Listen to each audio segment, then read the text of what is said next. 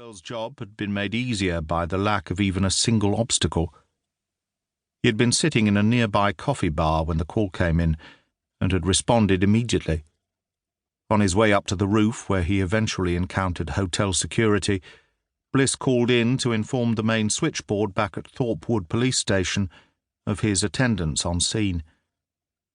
He left instructions for the first responding officers to clear the streets and pavements and the car park directly beneath the young girl, and to keep people as far away as they could.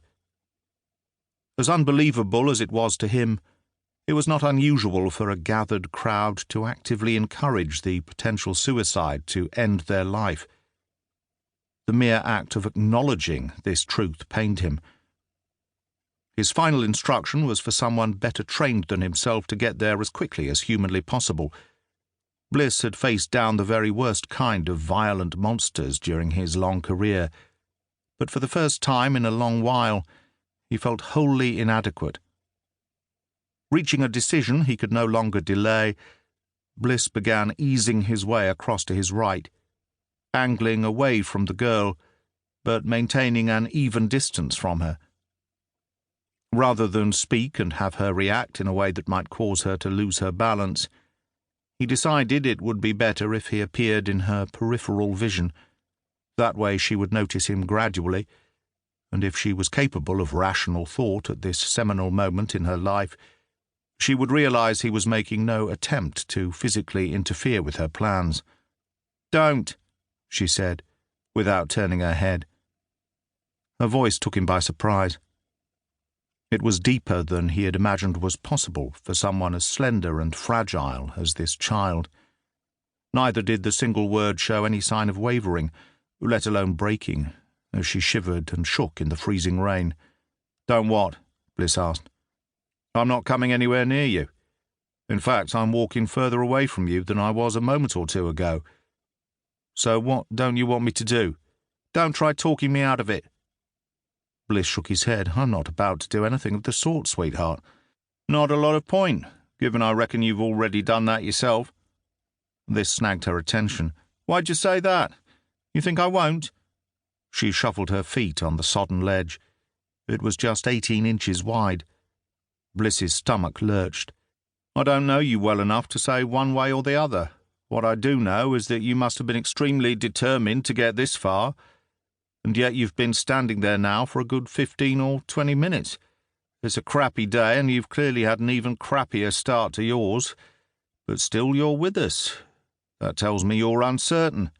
You think? Who are you, anyway?" Telling the truth and establishing trust was textbook. Bliss's wild mind had no idea how any of what he had done so far would be judged in retrospect. But it was just him up here, with this kid, exposed to a cold December downpour, and staring down at an ugly death. The deluge was relentless, bestowing yet more misery on an already bleak situation. The breeze had also picked up, rippling and pulling at the girl's long, baggy nightdress. "Police," he said. "I'm Detective Inspector Jimmy Bliss." "A detective, eh? I am honoured." "Oh, they didn't send me, love. Don't flatter yourself. I work major crimes, and if you go ahead with your threat, then you become just a red smudge on a wet pavement. And bugger all to do with me afterwards." "Cheerful fucker, ain't you?"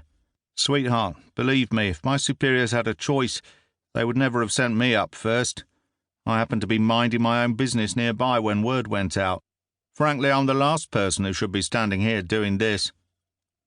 After a moment, the girl said, "At least you're being honest with me, which is more than most people are." "I'll try my best." "Now, you want to tell me what all this is about? Not really." "Fair enough. Then, will you do me a small favour? Only you look a bit wobbly and disorientated. I'm guessing you weren't exactly a champion weightlifter to begin with, but I don't suppose whatever caused all that blood and bruising all over you can have helped. You may still decide to jump when the time suits, if only to avoid listening to an old fart like me prattle on. But I don't think you want to fall by accident. Doesn't have quite the same panache about it, so how about you turn around and sit on the ledge facing the roof? We're far enough away from each other. Even if I rushed you suddenly, you could easily still propel yourself backwards, and you're done. To tell the truth,